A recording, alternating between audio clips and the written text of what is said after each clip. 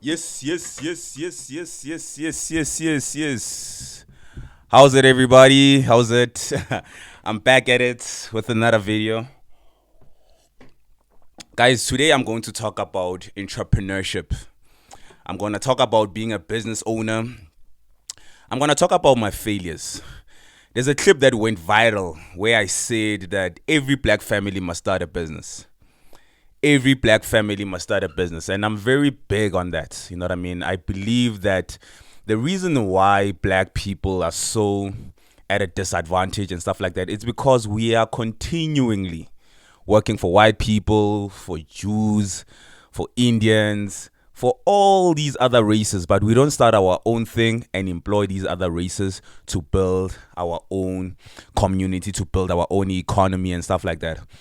And another thing that I've noticed about these other races is that when they start a business and they employ black people and stuff like that, they use that money to support another person who looks like them. So that's why I'm very big on letting black people know that we all have to start our own businesses, guys. We all have to have a product that we are selling. We all have to have a service that we are rendering. We have to invest in stocks and shares. We have to buy property.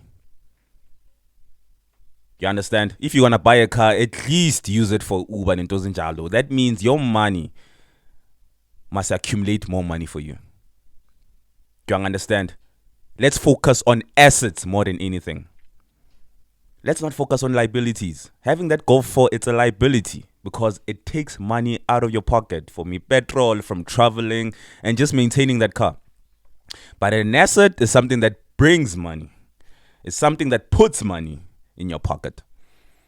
Whether it's a car, it's a camera that you're renting out, a room, nentozinjalo. So I'm very big in letting black people know, Guti, guys, let's start our own businesses. Let's build our own stuff.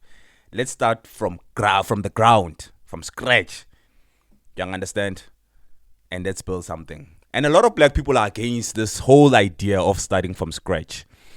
And I think that's one of the reasons why I actually decided to record a podcast today. You know, guys, I have failed in many businesses until I have something that kind of like sustains me, which is Kirsty Wear. It's a brand that is around me. I'm sure most of you guys know that I always wear this brand.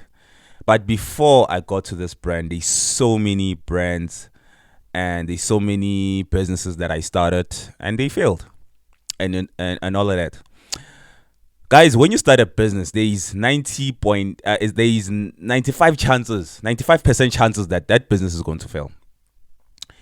Every person who has a successful business out there, they probably started a few businesses before they got that one business that succeeded. You might see somebody who has a successful business and be like, oh, this guy's a great businessman. But if you can just study their story and stuff like that, you'll notice that there's other businesses that failed before they got to that one business that succeeded. The first business that I started, I opened a record label. I still have a record label. But back in the days when I was very young, I started the record label, had a couple of artists, invested in them, bought equipment, advertised the music, you know what I mean? Got people to mix and master and everything like that. But after a few years, it didn't pop. They left me like that. It was a business failure. I moved on to starting a blog because I always knew that this internet space is a new big thing. So I started the blog, got a domain name. I was paying the host company to have my blog out there in the internet.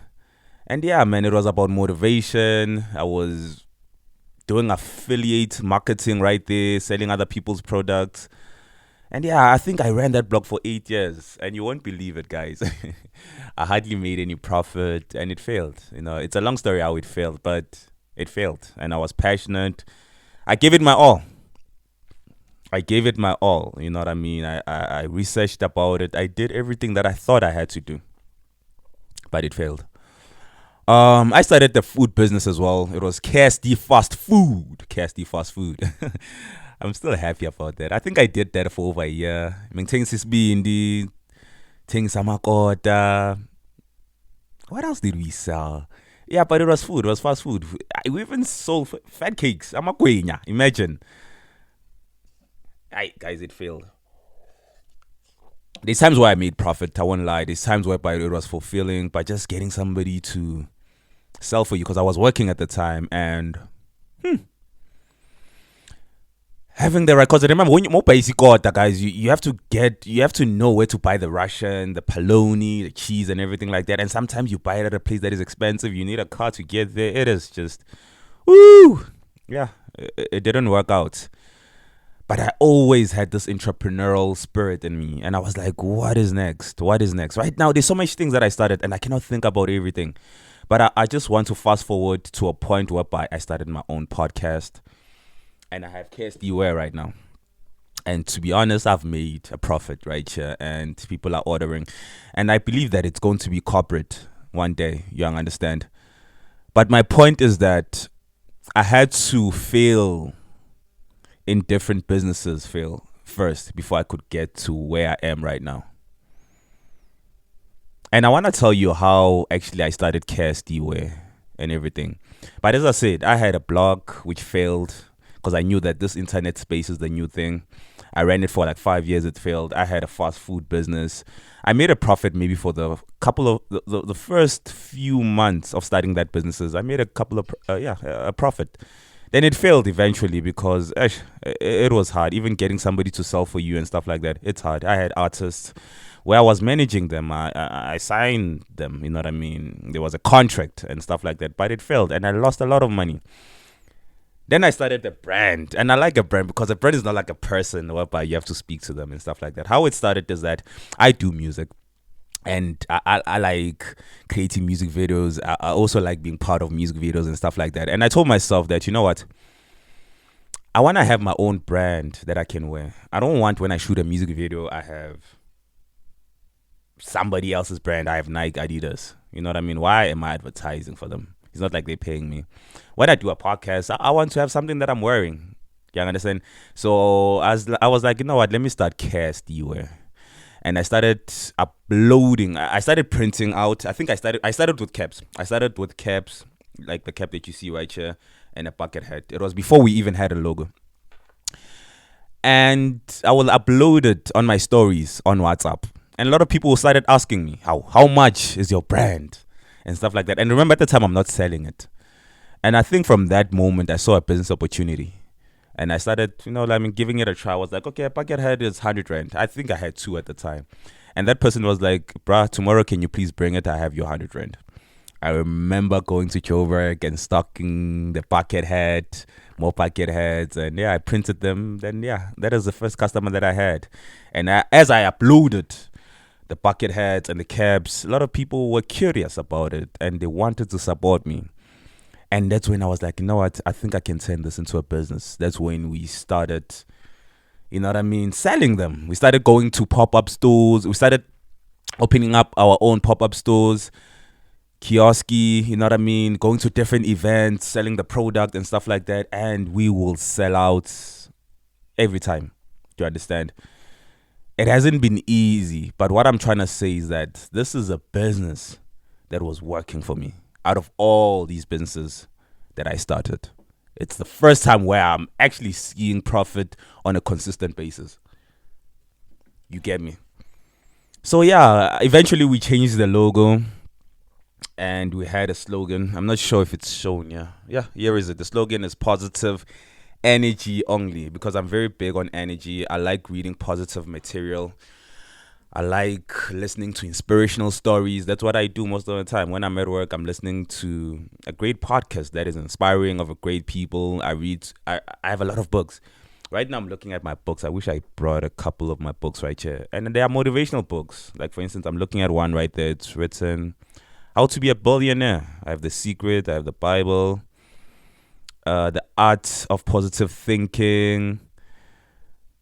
Wattle Wallace, what is that? The Science of Getting Rich. You understand? That is my content. That is what I like. That's why I believe in positive energy. And I believe when you're wearing my brand, you are that person who's about positive energy and stuff like that. Then, guys, we morphed. From there, we got hoodies, we got t-shirts, and we have sweaters as well. You know what I mean? But it started with just caps and bucket hats. But we scaled from there. we reinvested in the brand. I never bought new clothes, or I never went out, bought rims for my car when I made profit, but I reinvested in my business. And now we have sweaters, we have sweatpants, we have hoodies, we have bucket hats, we have caps, and more clothes we're going to get. You know what I mean? Just a variety. And we have a website that we are working on right now. There's a store that we are hoping to rent out one day and sell our clothes. And as time goes by, obviously, we want to branch out. We want to have stores in every province. Then we move on to other countries in Africa. You know what I mean? We're inspired by Drip. We're inspired by Batu. We're inspired by Amakosa. We're inspired by Galaxy Boy. Obviously, even international brands like Nike, Balenciaga, you know what I mean? All these brands, they inspire us, and how they started from a garage and stuff like that. And we started literally in our own room with the little money that we had, and we scaled up from there. And bigger and better things are coming soon. You know what I mean? We have people who are modeling for our brands and stuff like that. But my point, guys, is that start from the ground. Don't try to have the whole building. Don't try to have the logo at first. And at first, I didn't have a logo. It was just, it was just written KSDY. That's it. I didn't even have a slogan. But I believed in what I did. And as time went by, I got better. Even with my videos, I'm sure most of you guys can see that I'm getting better at this. Right now, I have 2 cameras. That's why I'm looking there. And now I'm even looking there. Do you understand? But at first, I was using my phone. Then I bought 1 camera. You know what I mean? That was not even that good. Then I got another one. You scale up, guys. Let's start from the ground. And there's something important that I want to tell you that is important of doing that. So KSDY, guys, is a brand that is there to stay. It is for the future, guys. It's youthful. It's about people who believe in taking control of their lives. Whatever happens to you, guys, we all go through this, the bad times in our life. We all go through the storm. So whatever happens to you, keep that positive energy at all times.